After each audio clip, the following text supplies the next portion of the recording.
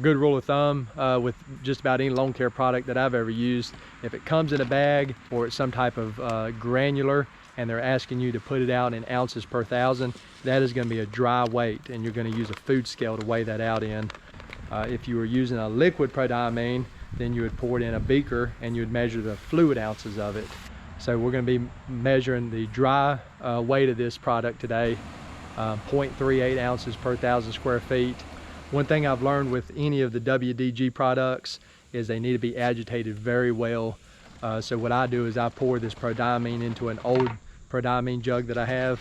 Even though my permagreen has pretty sufficient agitation in it, I want to make sure that that stuff is very well dissolved, because otherwise it'll settle out in the tank. Your application rate will be wrong, and you may even end up clogging your pump. So for today, since we're applying a soil product, which is prodiamine, it gets watered in, it benefits the soil, we're going to apply the humic acid right along with it. Not really sure in the past if I've mixed these two or not, so I want to verify, make sure they're compatible. So what I've done is mixed up my prodiamine and my permagreen. I've got it agitated really well, and then I'm simply just going to drain some into this measuring beaker, and then I'm going to add a little bit of humic acid to it. So then you're just going to swirl it around a little bit, let it sit there for a few seconds, and basically just see if anything comes out of solution. It doesn't look like it had any compatibility issues at all. So we're going to go ahead and run with the max rate on it, which is 9 ounces per 1,000 square feet of this humic 12. I've been putting out humic acid on my yard for quite a few years now, and it does seem to help. I know there's a huge debate on humic acid, whether it works or not or whatever, but I don't really have a lot of knowledge on that to discuss it. But I've talked to quite a few people that work at golf courses. Some say they've been using it for forever, and then other people say they've never used it a bit. So it is a organic type substance, so if you're looking to increase your organic matter, there's a couple different ways to do it. Compost is a really big hitter, and it'll do it a lot quicker than most of the other ones. Good topsoil would do it if you're doing a complete renovation. Organic fertilizers is a good way to build soil, and humic acid is a good way to build soil. Now some of them may be faster or slower than others, but all of them seem to help the soil in some form or fashion. All right, well today is September 5th, 2022, and we're going out with our fall pre-emergent application. And I'll put a link above to this video that I did back in the springtime. It shows the springtime pre-emergent application as well, if you're interested in checking it out. Maybe just a little bit different information in there, but really the process is the same. The rates vary just a little bit. That springtime application I normally do sometime mid-February, early March. It really just depends on the weather pattern for the year and the area that you're located in. But the main reason we're going out with the springtime pre-emergent is to target crabgrass, and you're wanting to try to prevent that big crabgrass outbreak. For this fall time application, the big hitter you're going after is the Poa annua. So unlike the springtime pre-emergent, the fall pre-emergent is kind of optional. I would say that it's mainly aesthetics. The Poa annua really is not going to outcompete your Zoysia. Your Zoysia is dormant anyway, and about the time your Zoysia comes back awake, that Poa annua is going to be dying off.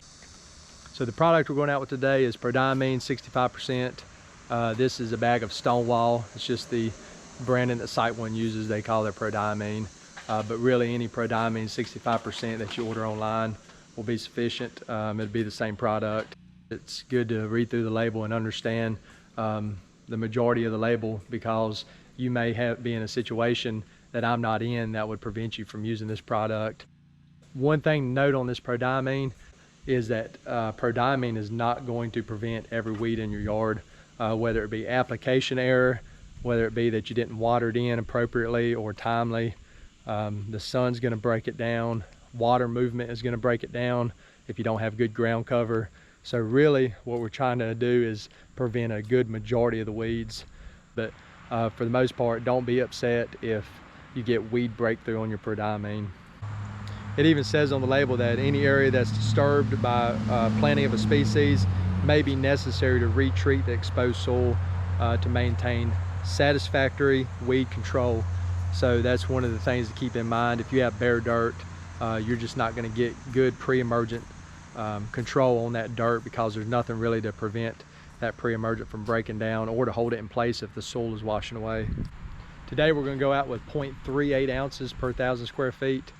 Back in the spring we went out with 0.45 ounces per 1,000 square feet. So that gives us a total of 0.83 ounces per 1,000 square feet, which is equivalent to what the label says is the maximum use rate for zoysia grass.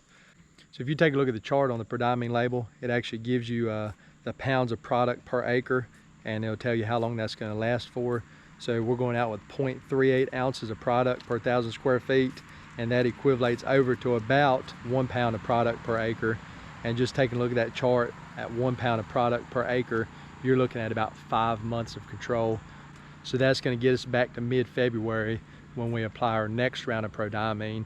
So ideally, the yard has full coverage of prodiamine in a perfect situation all year round to help prevent those weeds from coming up. So every year, as you build your turf thicker and thicker, you're protecting it with that prodiamine until the turf gets to the point where it's just going to choke the weeds out.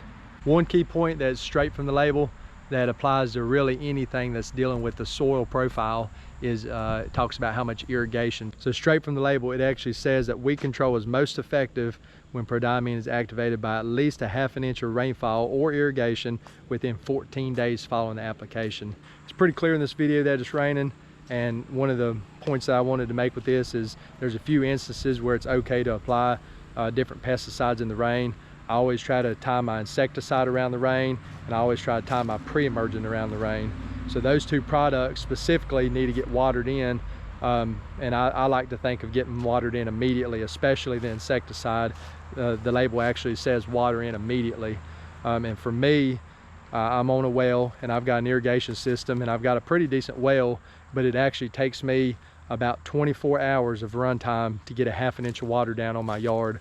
So if I was going to do that in the early morning, I would be breaking that up over the course of 3 days. So I would rather just go ahead and get it all in at one time.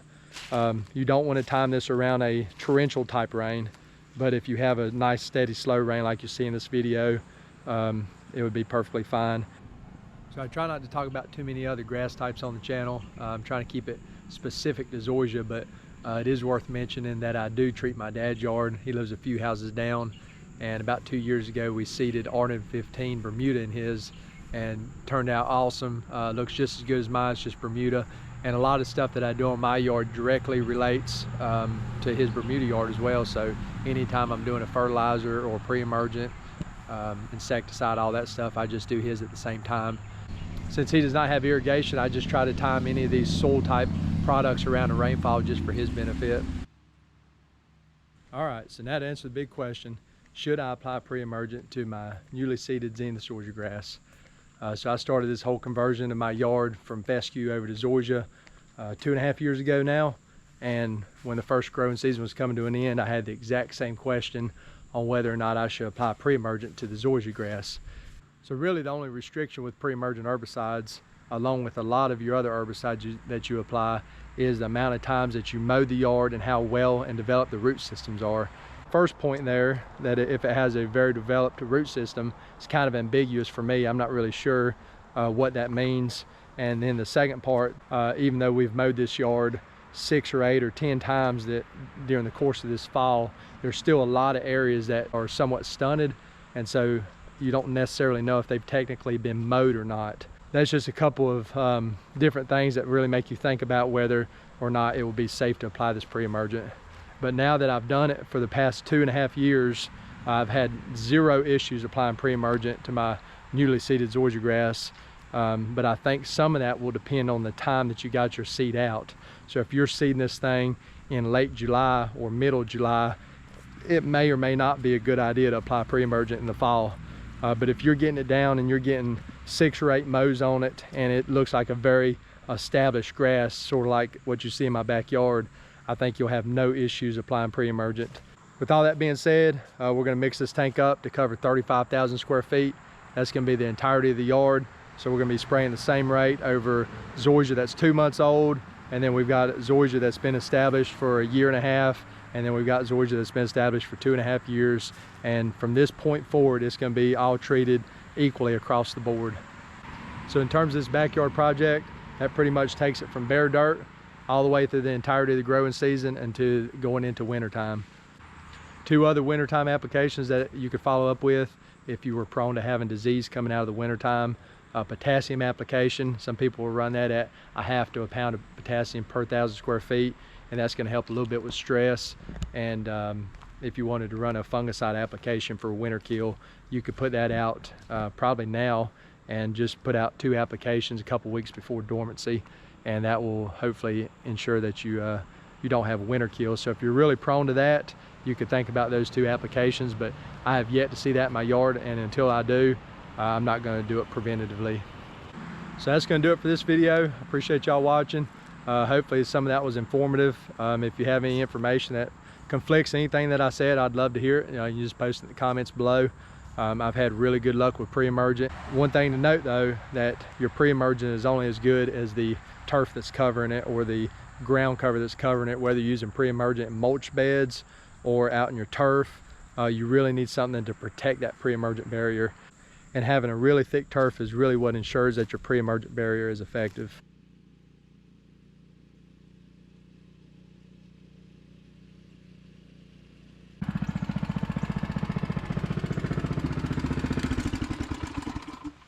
All right, well there you go. At least it's not hot outside. I've definitely done worse jobs, but I am soaked. Looks like they're calling for a nice slow rain today. That ought to get everything watered in.